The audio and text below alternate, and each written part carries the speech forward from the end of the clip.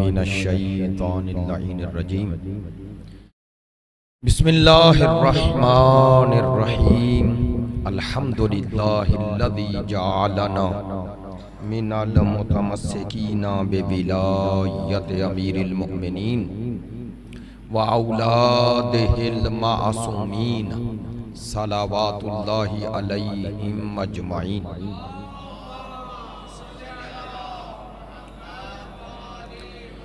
الحمدللہ علی ما انعم ولہ الشکر علی ما الہم والثناء بما قدم والصلاة والسلام والتحیۃ والاکرام علی سیدنا و مولانا حبیبنا و حبیب قلوبنا شفیعنا ابی القاسم محمد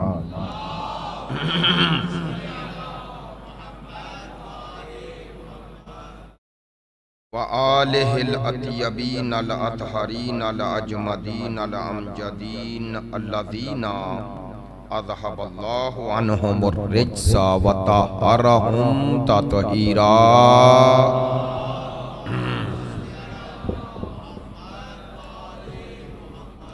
واللعنۃ الدائمۃ علی منکری فضائلہم وغاصبی حقوقہم من الآن الى قیام یوم الدین۔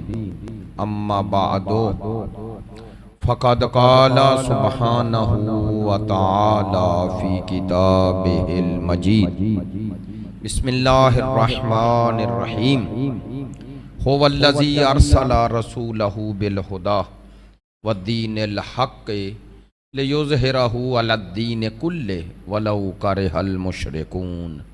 صدق اللہ العلی العظیم۔ ان اللہ وملائکتہ یصلون علی النبی یا ایہا الذین آمنوا صلوا علیہ وسلموا تسلیما۔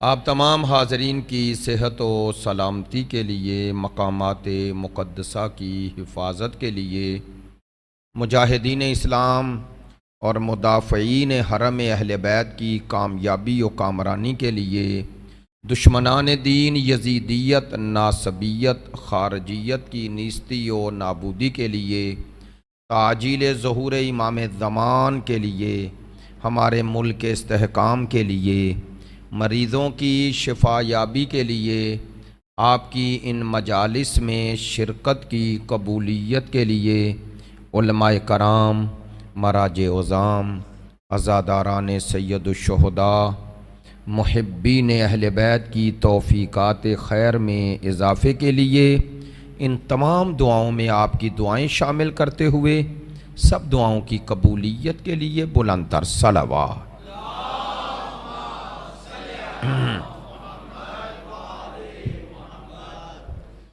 واجب الاحترام، معزز و مکرم حاضرین مجلس، محبان اہل بیت، پیروان مکتب ولایت، عاشقان مکتب شہادت، سلسلہ گفتگو کی چوتھی مجلس ہے۔ عنوان گفتگو مہدویت ہے، اور اس عنوان کا پہلا حصہ جو میری گفتگو سے مربوط ہے، مہدویت کی قرآنی اساس۔ آسان لفظوں میں 4 دنوں کی گفتگو کا خلاصہ کروں تو مہدویت کی قرآنی اساس اور بنیاد کیا ہے؟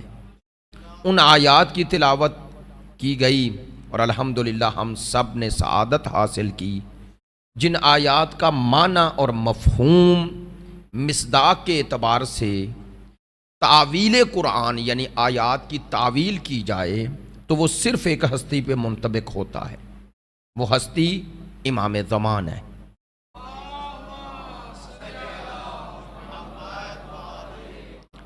کل کے سلسلہ گفتگو میں میں ذرا وہ آیات جو کل آپ کی خدمت میں عرض کی تھی کہ سورہ نساء کی آیا نمبر 159 159 تلاوت کی تھی کہ جس میں خداوند متعال یہ ارشاد فرما رہا ہے وَإِنَّ مِنْ أَهْلِ الْكِتَابِ إِلَّا لَيُؤْمِنُنَّ بِهِ، قبل موتہ و یوم القیامت یکون علیہم شہیدا، کہ حضرت عیسیٰ علیہ السلام کے حوالے سے ذکر ہو رہا ہے، اور ان لوگ جو ان کی اتباع کا دعویٰ کرتے ہیں۔ خدا فرماتا ہے اور اہل کتاب میں سے کوئی ایسا نہیں جو ان کی موت سے پہلے ان پر ایمان نہ لائے۔ آپ کو یاد ہوگا وَيَوْمَ الْقِيَامَةِ يَكُونُ عَلَيْهِمْ شَهِيدًا، یوم القیامت، اور قیامت کے دن حضرت عیسیٰ علیہ السلام اپنے ان لوگوں پر جو ان پر ایمان لائے ان پر گواہ ہوں گے۔ تو ظاہر ہے یا گواہی ان کے حق میں دیں گے یا ان کی مخالفت میں دیں گے۔ تو خدا فرما رہا ہے کہ کوئی اہل کتاب نہیں بچے گا جو حضرت عیسیٰ علیہ السلام کی وفات سے پہلے ان پر ایمان نہ لائے۔ تو اس سے دو چیزیں ثابت ہو گئی، ایک تو یہ کہ تمام عیسائیت کا جو موجودہ عقیدہ ہے اس سے ان کی برگشت ہوگی، اکثریت کی، چونکہ معاند، ہٹ درم اور مخالفت کرنے والے وہ جن کے دل سیاہ ہیں وہ تو ہر طبقے اور ہر قوم اور ہر مکتب اور ہر مذہب میں ہے، ایسا ہے یا نہیں؟ ہے نا؟ ان کی بات نہیں خدا کر رہا ہے۔ عام عیسائی جسے آج عیسائی کہتے ہیں وہ اپنے عقیدے سے پلٹیں گے، اور حضرت عیسیٰ علیہ السلام جب ان میں کھڑے ہو کے اپنی نبوت کے حقیقی معنی بتائیں گے اور امام زمان کی تائید کریں گے تو دو کام ہوں گے۔ کل عرض کیا تھا، ایک حضرت عیسیٰ علیہ السلام کے حوالے سے ان کا عقیدہ درست ہوگا، دوسرا وہ اس ہستی کی تائید کریں گے جس کی تائید عیسیٰ کر رہے ہیں۔ توجہ فرمائیں، یعنی اس کا معنی کہ جہان میں امام زمان کے لیے اللہ نے مقدمات فراہم کیے ہیں کہ ان کی امامت پر سب لوگ ایمان لائیں، اور اس کے لیے پروردگار نے مختلف ذرائع ہمیں متعارف کرائے ہیں۔ سرکار دو عالم کی حدیث، اہل بیت عصمت و طہارت کی پیشینگوئیاں، خوشخبریاں، یہ سب اس لیے ہیں کہ ہم سب اس آئیڈیل دور کے لیے اپنے آپ کو آمادہ کریں۔ اور میں نے 3 دن میں آپ کی خدمت میں عرض کیا، اور یہ جملہ بارہا دہراؤں گا، کہ امام زمان کا انتظار اصل میں غلبہ دین کا انتظار ہے۔ کیوں یہ جملہ بار بار دہرا رہا ہوں؟ تاکہ عام مسلمان بھائیوں تک یہ بات پہنچے۔ ہم کسی مسلک پہ توجہ فرمائیں گے، ہم کسی مسلک، کسی مذہب، کسی عقیدے، کسی فرقے کے غلبے کا قائل نہیں ہیں، ہم دین کے غلبے کے قائل ہیں۔ کاش میری بات پہنچے۔ ہم یہ نہیں کہتے کہ حسین ابن علی نے شیعت بچائی ہے، ہم کہتے ہیں مولا حسین نے دین بچایا ہے۔ ایسا ہی ہے۔ تو اسی طرح جس طرح امام حسین نے دین بچایا ہے، البتہ یہ ضرور ہے امام حسین نے وہ دین بچایا ہے جو دین مصطفی ہے، دین اموی نہیں، دین اموی نہیں بچایا، دین مصطفی بچایا ہے، اور روش علوی اپنائی ہے، روش علوی اصلاح کی ہے، لوگوں کو گمراہی سے بچایا ہے۔ چلیں آج کی مجلس کا آغاز اس جملے سے کرتے ہیں، اور الحمدللہ ہم متوجہ ہیں۔ اسلام کے 3 مرحلے ہیں، بڑی خوبصورت بات آپ نے توجہ فرمانی ہے۔ اسلام کے 3 مرحلے ہیں، ایک ابتدائے دین، دوسرا تکمیل دین، تیسرا تنفیذ دین۔ آج میری بات پہنچ جائے۔ ایک دین کی ابتدا ہے، ایک دین کی تکمیل ہے، ایک دین کا غلبہ ہے۔ آغاز دین کا نام بعثت ہے، تکمیل دین کا نام غدیر ہے، اور غلبہ دین کا نام ظہور ہے۔ باواز بلند صلوات۔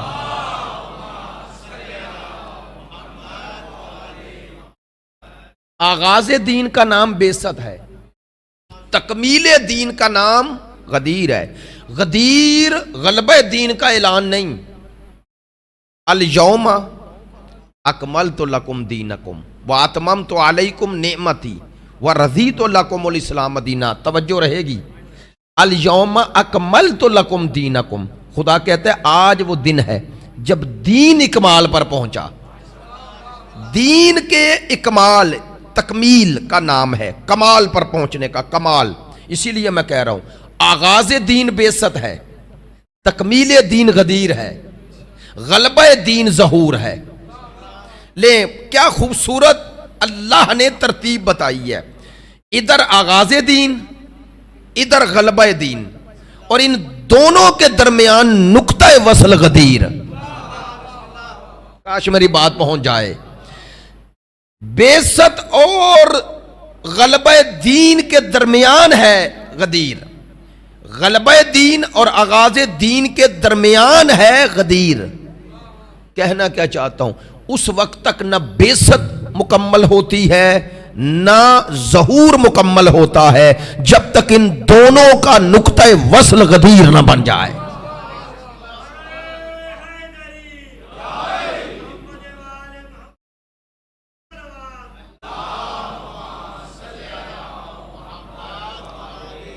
چلیں بات اسی تناظر میں انشاءاللہ آگے بڑھاتے ہیں۔ میں نے گزشتہ ایام میں جو آیات آپ کی خدمت عالیہ میں عرض کی ہیں، اسی آیات میں ایک آیت کا اور اضافہ کرتے ہیں اور اپنے موقف کی تائید میں کہ نقطہ وصل غدیر ہے، تکمیل دین غدیر ہے، غلبہ دین ظہور ہے۔ چلو ایک جملہ اور کہتا ہوں، ماشاءاللہ دوست سارے اس مزاج کے جو ہیں وہی بات کو میرے ساتھ رہیں گے۔ تکمیل دین کا نام غدیر ہے اور ظہور بھی غدیر کا تسلسل ہے۔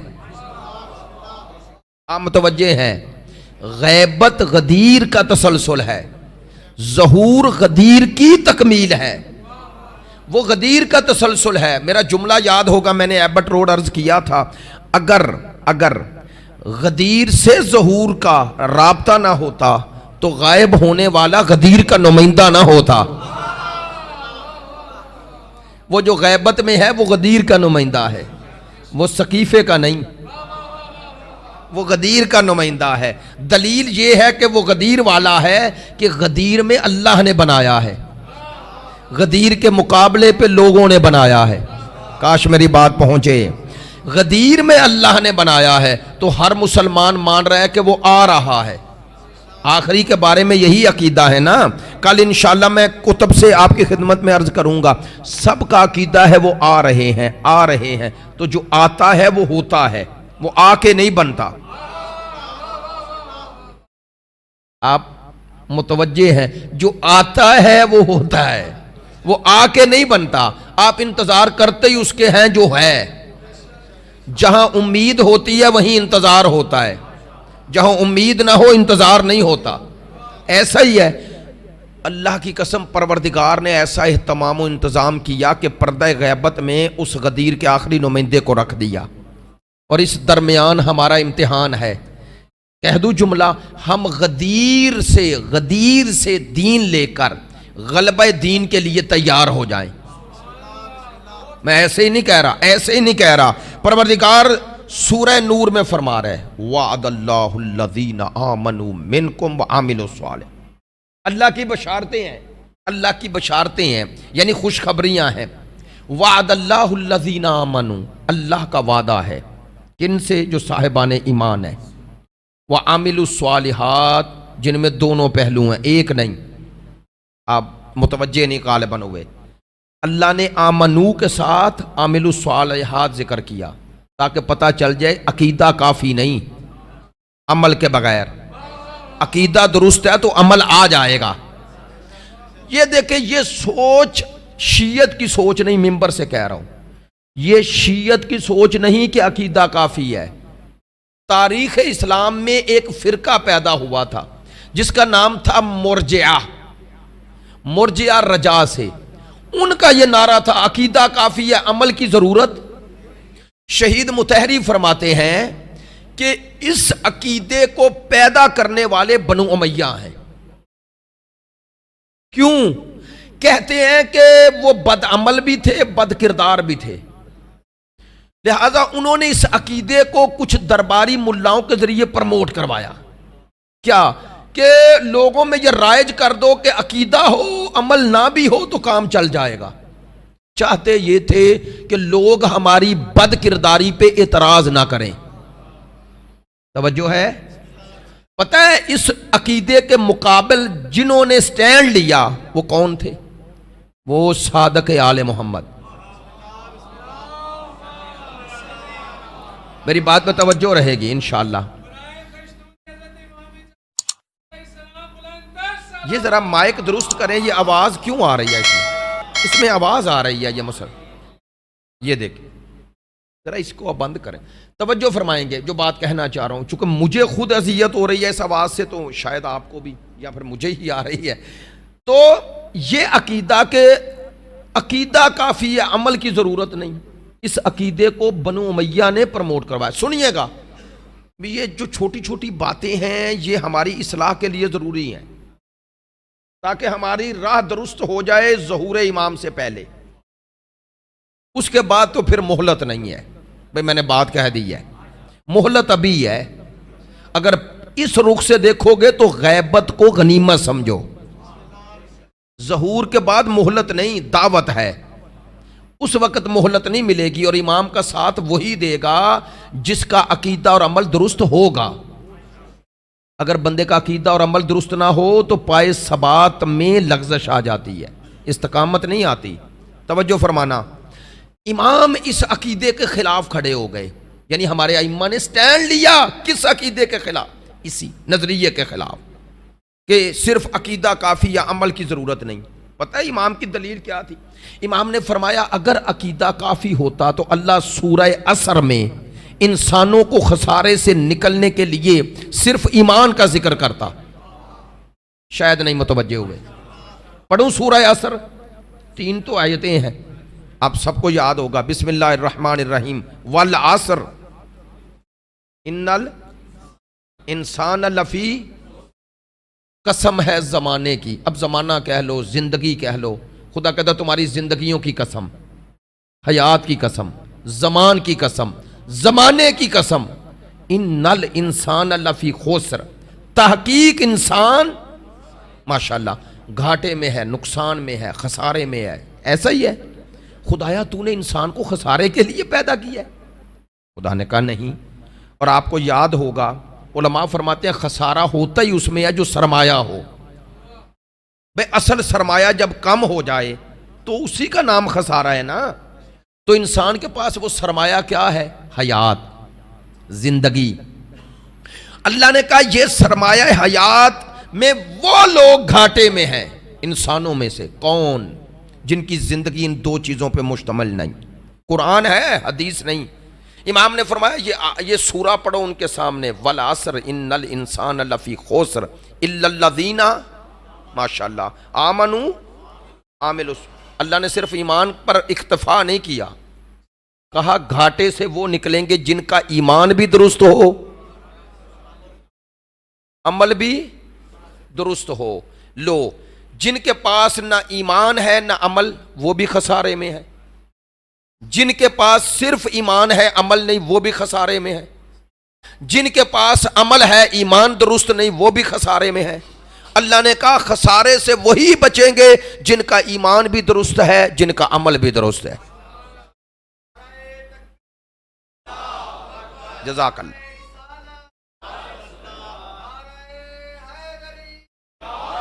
ایک صلوات بلند آواز سے پڑھیے۔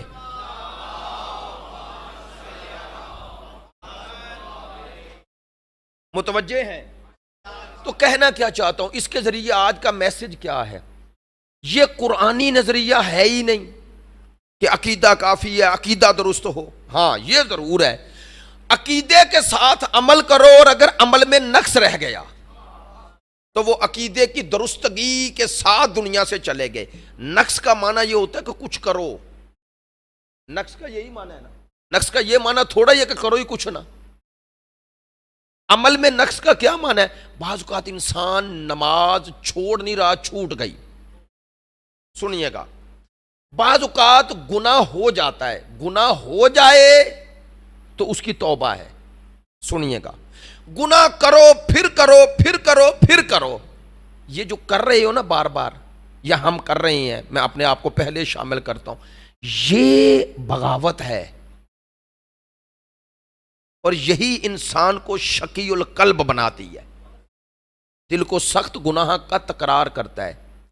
اصول کافی کی ایک روایت پڑھ رہا ہوں، اتوار کا دن ہے اور اتوار کے باوجود آپ دوستوں کا اتنا کل کی نسبت بھی کم آنا، اس کا ریزن آپ کو بھی پتہ ہے، مجھے بھی پتہ ہے نا؟ اچھا چلیں، آپ کو پتہ ہے، میں نہیں کہنا چاہتا۔ تو یہ بھی ہمارا امتحان ہے، ایسا ہی ہے نا؟ دعا کیا کریں امام کا ظہور ہو تو کوئی میچ نہ ہو رہا، یہی کہوں نا۔ تو جملہ جو کہنا چاہ رہا تھا اصول کافی میں، یہ نوجوان بھائی اگر جو تھوڑے بہت ہیں سنیں یار میری بات۔ اصول کافی کی روایت ہے، معصوم فرماتے ہیں اللہ نے انسان کو جب خلق کیا ہے، انسان کی جب پیدا ہوا تو اس کے دل پہ 2 نقطے رکھ دیے۔ یہ تمثیل ہے، تمثیل، 2 نقطے رکھ دیے، معصوم کی حدیث ہے۔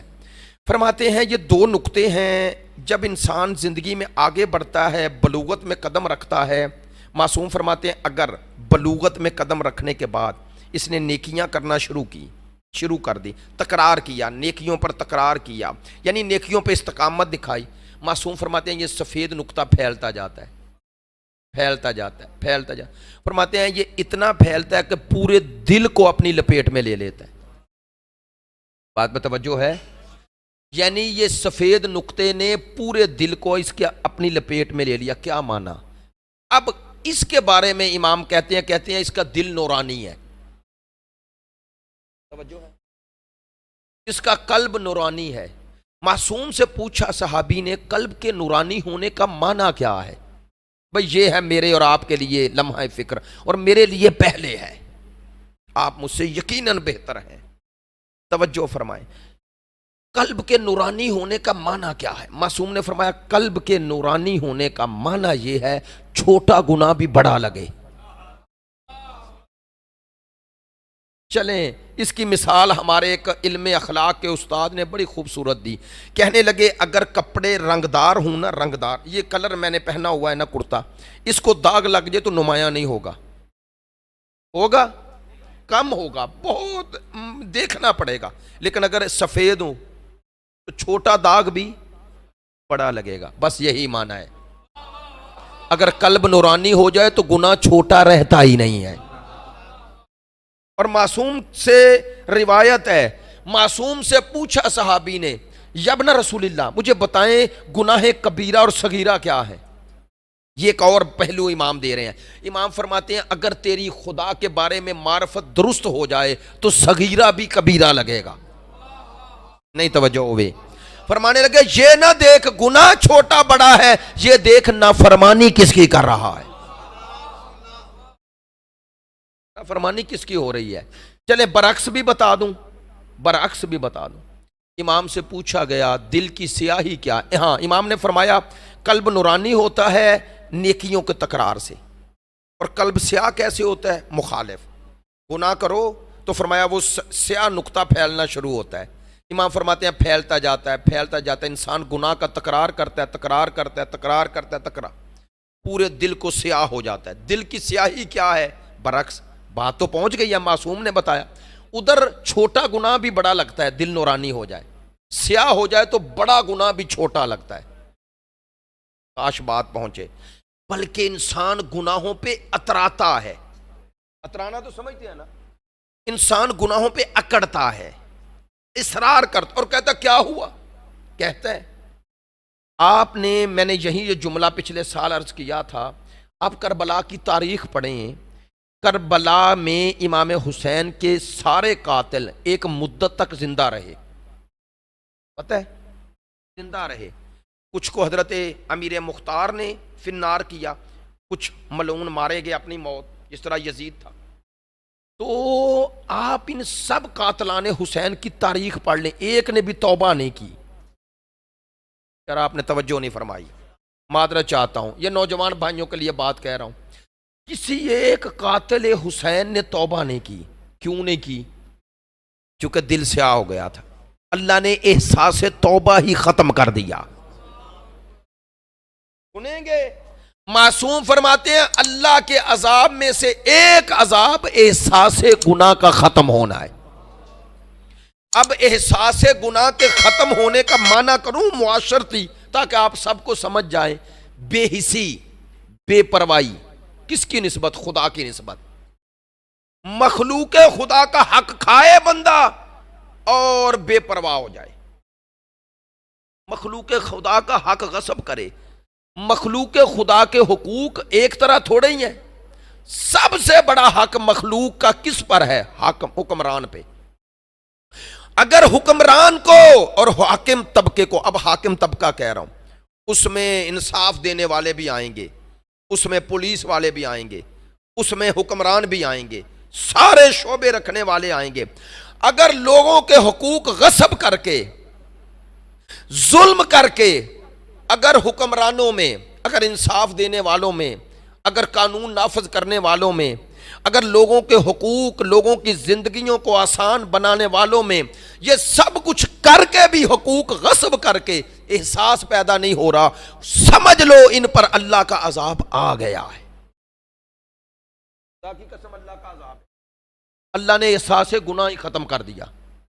احساس گناہ ختم کیا تو کیوں کیا؟ تاکہ توبہ کی طرف جائیں ہی نہیں. کیونکہ توبہ کریں گے تو اللہ کا وعدہ ہے میں قبول کروں گا. لو اللہ نے قاتلان حسین پہ اسی وقت عذاب نہیں کیا. آپ میں کہتے ہیں، خدا کی قسم میں کہتا ہوں، جیسے ہی انہوں نے قتل حسین کیا عذاب شروع ہو گیا. کیا عذاب تھا؟ یہی کہ ایک بھی قاتل حسین بولیں. لو ایک جملہ کہہ دیا، اب آپ اس جملے کا لطف بھی لیں گے، دلیل بھی مل جائے گی. اللہ کی ایک مصلحت حکمت یہ تھی کہ زندہ رہیں اور توبہ نہ کریں تاکہ قیامت تک ہر حسینی کو دلیل مل جائے. آپ نے توجہ نہیں فرمائی میری بات پہ؟ ہر حسینی کو دلیل مل جائے کہ زندہ رہے اور توبہ نہیں کی ہے، تاکہ تمہیں لعنت کا جواب مل جائے. جزاک اللہ.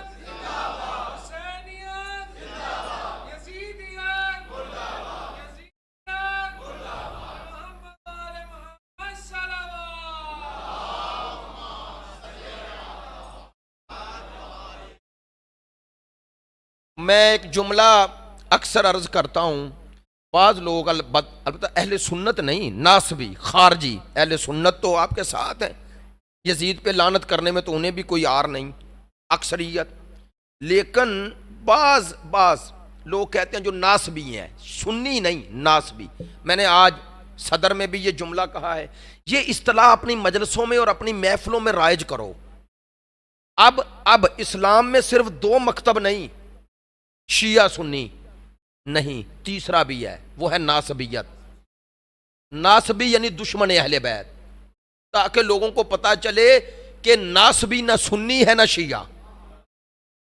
میری بات پہنچنی چاہیے.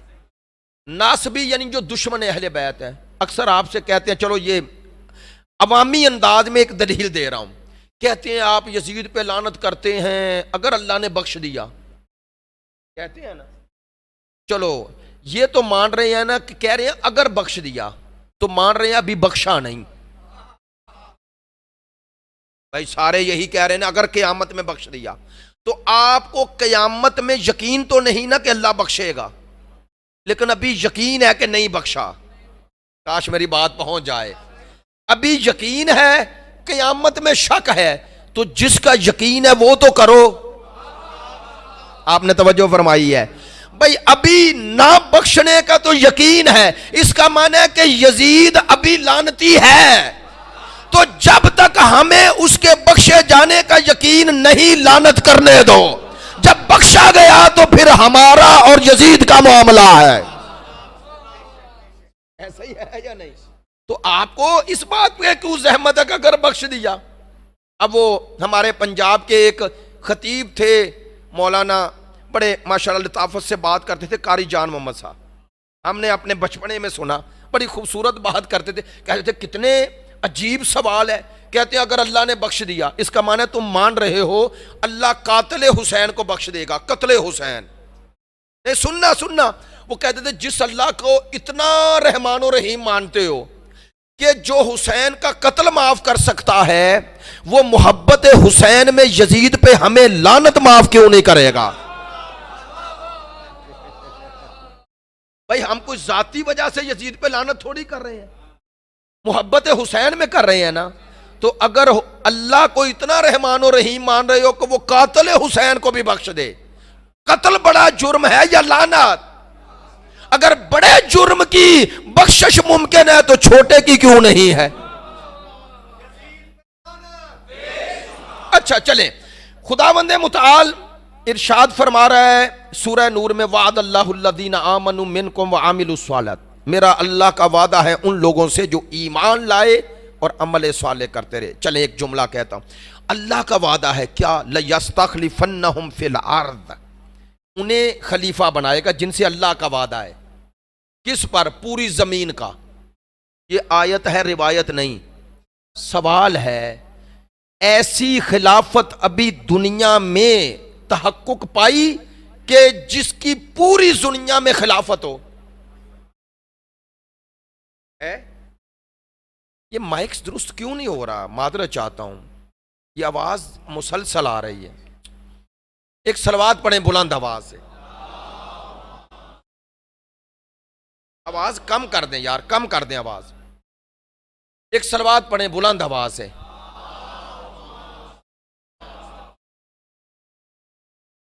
افسوس کی بات ہے واقعاً، ایمان سے اتنا اچھا مرکز، اتنی پڑھے لکھے کمیونٹی کا مرکز، اور یہ سارے مسائل.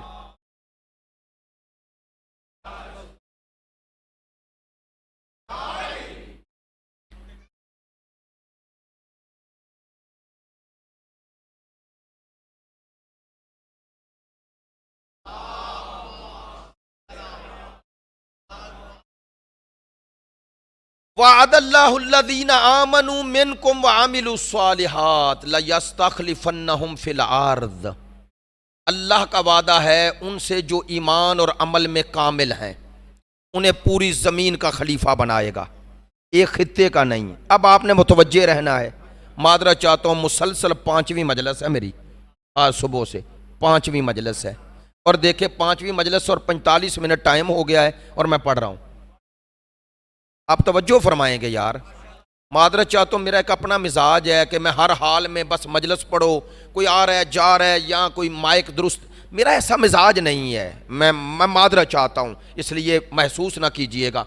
اللہ کا وعدہ ہے جو جن کا ایمان اور عمل دونوں کامل ہیں کہ انہیں پوری زمین کی خلافت دے گا. لو جو پہلا سوال ہی یہ ہے، بتاؤ یہ خلافت ماضی میں کہاں ہوئی ہے؟ نہیں ہوئی نا. تو اللہ نے تو کہا ہوگا اور وعدہ ہے. چلے ماشاءاللہ پڑھے لکھے دوستوں کے لیے اس جملے کی وضاحت بھی کر دوں. ایک ہوتا ہے اللہ کا وعدہ، ایک ہوتا ہے وعید. وعدہ واو عین دال ہے لکھا جاتا ہے. وعید کیسے لکھا جاتا ہے؟ واو عین یہ دال، وعید. وعدے اور وعید میں فرق کیا ہے؟ کہتے ہیں وعدہ یہ ہے اللہ کا کہ نیکی کرو گے، نیکی کرو گے تو جنت دوں گا. توجہ رہے، یہ جو نیکیوں کے بدلے میں ملے گا یہ وعدہ ہے. اور اللہ نے کہا اگر مسلمان ہو گناہ کرے تو عذاب دوں گا. وہ کہتے ہیں یہ وعدہ نہیں، وعید ہے. کیا؟ کیوں وعید کہا؟ کہا اب اگر اس گناہ کرنے والے نے توبہ کر لی تو اللہ بخش دے گا. نہیں توجہ ہوئی، وعید تھا، وعدہ نہیں. کیا مراد؟ کہتے ہیں وعدہ حتمی ہے، وعید میں تبدیلی ہے. بات میں توجہ ہے؟ الحمدللہ مسئلہ حل ہو گیا. تو وعدے اور وعید میں فرق ہے. وعدہ حتمی ہے، وعید میں تبدیلی ہو سکتی ہے. کیوں ہو سکتی ہے؟ سنیں. کہتے ہیں وعدے میں تقاضۂ عدل ہے اور وعید میں تقاضۂ فضل ہے. وعدے میں تقاضۂ عدل ہے، وعید میں تقاضۂ فضل ہے. وہ فضل کا تقاضا ہے کہ چونکہ اس نے گناہ تو کیا لیکن بعنوان مومن یہ خدا پر ایمان رکھتا ہے. اللہ نے کہا اس کا ایک صلہ یہ ہے کہ توبہ کر لے. تو اس کا وعید ہے، وعدہ نہیں. سننا، اللہ نے اس آیت میں وعید نہیں وعدہ کیا ہے، یعنی وعدہ حتماً پورا ہوگا. کیا وعدہ ہے؟ بس صرف آیت کا ترجمہ اور زحمت ختم. وعد اللہ الذین آمنوا منکم وعملوا الصالحات لَيَسْتَخْلِفَنَّهُمْ فِي الْأَرْضِ، جنہوں نے ایمان اور عمل، جن کا دونوں کامل تھا، ایمان اور عمل کامل تھا. پھر جملہ کہہ رہا ہوں، ایمان اور عمل کامل ہوتا ہی اس کا ہے جو معصوم ہو، نہ اس کے ایمان میں نقص ہوتا ہے نہ عمل میں۔ اللہ کہتا ہے انہیں پوری زمین کی خلافت دوں گا۔ اچھا، یہاں تک خلافت دینے کا وعدہ، اب بتایا جا رہا ہے کیسے دوں گا؟ کما استخلف الذین من قبلہم، ویسے ہی انہیں خلیفے بناؤں گا جیسے پہلے بنا چکا، کوئی نیا طریقہ نہیں اپناؤں گا۔ آپ میری طرف متوجہ ہیں؟ یہاں تک وہ بتایا جو خلافت کا طریقہ ہے، اب آگے وہ بتایا جا رہا ہے جو پہلے نہیں ہوا، اب ہوگا۔ کب؟ مستقبل میں۔ ماضی میں جو خلیفے بنائے ویسے بناؤں گا، اور ان کے ذریعے کیا ہوگا؟ چند کام ہوں گے۔ پہلا، وَلَيُمَكِّنَنَّ لَهُمْ دِينَهُمْ، ان کے ذریعے اللہ کے دین کو مضبوطی ملے گی۔ یہ جنہیں اللہ خلاف، اچھا پروردگار کون سے دین کو مضبوطی ملے گی؟ الذی ارتضی لہم، اس دین کو مضبوطی ملے گی جس دین سے اللہ راضی ہو چکا۔ میں نے عرض کیا تھا نا، غدیر اور ظہور میں ربط ہے۔ لو، اللہ نے کہا اس دین کے ذریعے، اپنے خلیفوں کے ذریعے اس دین کو مضبوط کروں گا جس سے راضی ہو چکا۔ یا اللہ تو کس دین سے راضی ہے؟ خدا نے فرمایا الیوم اکملت لکم دینکم واتممت علیکم نعمتی ورضیت لکم الاسلام دینا۔ میں اس دین سے راضی ہوں جس کا آغاز بعثت ہے، جس کی تکمیل غدیر ہے۔ تو اللہ اس دین سے راضی ہے جس میں ولایت ہے، جس میں امامت ہے۔ بس آخری جملے اور گفتگو سمیٹ رہا ہوں۔ وَلَيُمَكِّنَنَّ لَهُمْ دِينَهُمْ الَّذِي ارْتَضَىٰ لَهُمْ، ان خلیفوں کے ذریعے اس دین کو مضبوط کروں گا جس سے راضی ہو چکا، جس دین سے راضی ہو چکا۔ اچھا بس نہ، وَلَيُبَدِّلَنَّهُمْ مِنْ بَعْدِ خَوْفِهِمْ أَمْنًا، اور ان کے ذریعے خوف کے بعد امن کامل آ جائے گا۔ لو، اتنی واضح آیت، سورہ نور کی آیت ہے، آیت کا نمبر غالباً 18 ہے۔ خداوند متعال فرما رہا ہے میرا وعدہ ہے۔ تمام مسلمان بھائیوں سے مؤدبانہ سوال ہے، بتائیں اس آیت کا مصداق اور ایسی خلافت ماضی میں کہیں ہوئی ہے؟ نہیں ہوئی، اور اگر مستقبل میں بھی نہ ہو تو قرآن کا وعدہ کہاں جائے گا؟ بس تمام علماء نے لکھا اس خلافت کا وجود امام زمان کے دور میں ہوگا۔ یہ ہے اللہ کے وعدے۔ اب ایک روایت آخر پہ عرض کر دوں، اور آج کی گفتگو تھوڑی جیسے چاہ رہا تھا ویسے نہ پہنچا سکا، معذرت چاہتا ہوں، بہت سارے پہلو ابھی رہتے ہیں، لیکن انشاءاللہ اگر خدا نے زندگی دی تو اس موضوع کے مختلف پہلو عرض کروں گا۔ بھی امام کی غیبت ہے، امام کا انتظار ہے، امام کا ظہور ہے، رجعت ہے، یہ سارے ظہور سے مربوط عقائد ہیں، اور ان کا ذکر ہونا چاہیے۔ دوسرے علماء بھی کرتے ہیں، ہم بھی کریں، سب کریں۔ کیوں؟ چونکہ امام کے بارے میں جتنی گفتگو ہو کم ہے۔ ایسا ہے یا نہیں؟ اتنے پہلو، میں نے تو جب بھی غور کیا اتنے پہلو ہیں، مثلا یہی آیات، مہدویت آیات کی روشنی میں اسی پر پورا اشرا ہو سکتا ہے۔ میں ایسے ہی نہیں کہہ رہا، قرآن مجید کی 60 آیتیں صرف امام زمان پہ منطبق ہوتی ہیں۔ باقی آیات کا تو آپ اگر معنی اور مفہوم پلٹائیں گے تو امام اس کا مصداق بنیں گے۔ مثلا میں ایک آیت پڑھتا ہوں، آپ اس کا مصداق بتائیں۔ خدا نے فرمایا جاء الحق وزہق الباطل، حق آیا اور باطل چلا گیا۔ تو کوئی حق ہے نا جو آ رہا ہے، اور خدا کہتا ہے کہ ان الباطل کان زہوقا، اور باطل کا مقدر ہی یہ ہے کہ وہ محو ہو جائے۔ ایسا ہے۔ اب اس آیت کا مصداق ڈھونڈیے، امام ہے اس کا مصداق، ایک مصداق امام ہے۔ اللہ حق کے مورد اور حق کی طاقت کو بیان کر رہا ہے نا۔ اب آئیں آخر پہ ایک روایت سناتا ہوں تاکہ آپ سب اختتام گفتگو میں امام کے ساتھ وہ قلبی تعلق پھر پیدا کریں۔ اور یہ روایت ہے، کتاب ہے اہل سنت برادران کی، کنز الامال، باب نمبر 4، حدیث نمبر 148، اور یہ دوسری کتاب کا نام ہے اقد الدرر، اور روایت ہے حضرت امام حسین علیہ السلام سے۔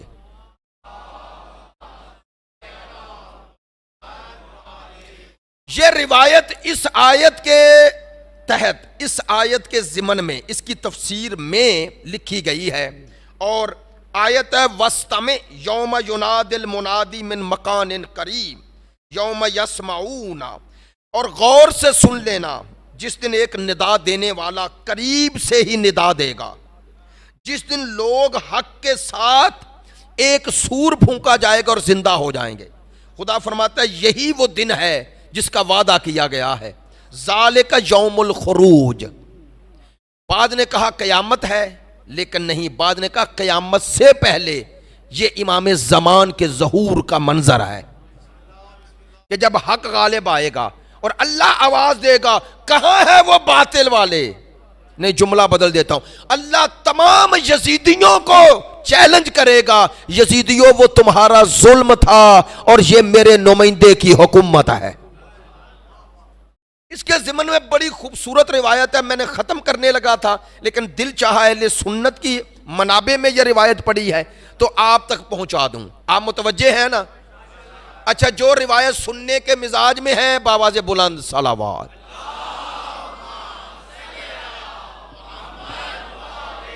لے، اسی آیت کے ضمن میں امام حسین علیہ السلام سید الشہداء فرماتے ہیں ینادی مناد من السماء باسم المہدی، کہتے ہیں آسمان سے ایک منادی اسم مہدی کے ساتھ ندا دے گا۔ آسمان سے ایک منادی مہدی کے نام سے ندا دے گا، کیا؟ فَيَسْمَعُ مَن بِالْمَشْرِقِ وَبِالْمَغْرِبِ، فرماتے ہیں یہ صدا جب نام مہدی، اب میں نام اس لیے لے رہا ہوں لقب ہے، جب نام مہدی سے صدا دے گا، امام حسین کی روایت ہے، آسمان سے ندا گونجے گی۔ امام فرماتے ہیں یہ ندا ایسی ہوگی کہ مشرق سے مغرب تک ایک شخص نہیں ہوگا جس کے کانوں میں اس نام کی صدا نہ پہنچے۔ ہائے ہائے ہائے ہائے۔ فَيَسْمَعُ مَن بِالْمَشْرِقِ وَالْمَغْرِبِ حَتَّى لَا يَبْقَى رَاكِدٌ إِلَّا اسْتَيْقَظَ فَرَحِمَ اللَّهُ مَن سَمِعَ ذَلِكَ الصَّوتَ۔ امام فرما رہے ہیں سید الشہداء، فرماتے ہیں مشرق سے مغرب تک ہر شخص اس صدا کو سنے گا حتیٰ کہ سوتا ہوا شخص اٹھ جائے گا۔ توجہ ہے، سوتا ہوا شخص اٹھ کے کھڑا ہو جائے گا اور اس آواز کو امام حسین فرما رہے ہیں فرود امام نمائندہ حق کی مدد کے لیے آئے، ہر کان میں یہ آواز گونجے گی۔ اب آج کے دور میں تو یہ مسئلہ حل کرنا مشکل ہی نہیں، جب امام فرما رہے تھے ممکن ہے لوگوں کو اکثریت کو سمجھ نہ آئی ہو کہ ایک آواز پوری کائنات میں کیسے۔ آج سوشل میڈیا نے ثابت کر دیا ایک لمحے